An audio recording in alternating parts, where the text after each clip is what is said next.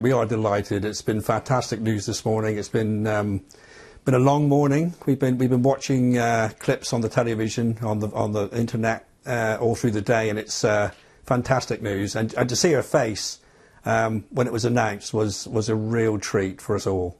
And it's so we were just talking to our correspondent there, Daniel Sanford, saying that it was a pretty tearful appeal from her to the judge, you know, saying, "I'm begging you to give me bail. The last 2 months have been the worst of my life."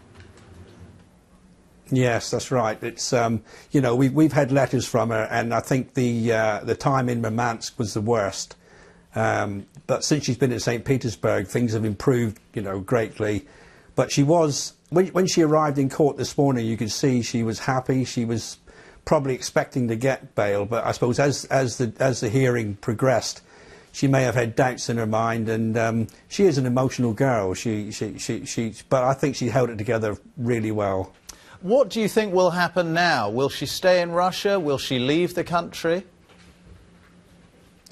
Well, we've yet to hear what the terms of bail are, so I don't know. I've just heard somebody say that it might be possible they might leave Russia.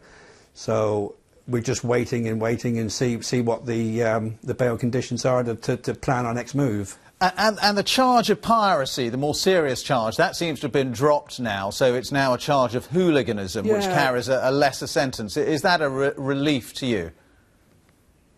Well, it was at the beginning, but it's still unclear whether they've dropped the charge of piracy. But certainly both piracy and hooliganism just doesn't fit what they've done. It's just ridiculous charge. So if it was a lesser charge, we'd be probably been more worried about the outcome of this hearing and the outcome of a future trial. And there has been a huge campaign around the world, hasn't there, you know, to get the activists, including Alex, released. Do you think that's had something to do with the, if you like, a slight softening by the authorities in Russia? Oh, without doubt.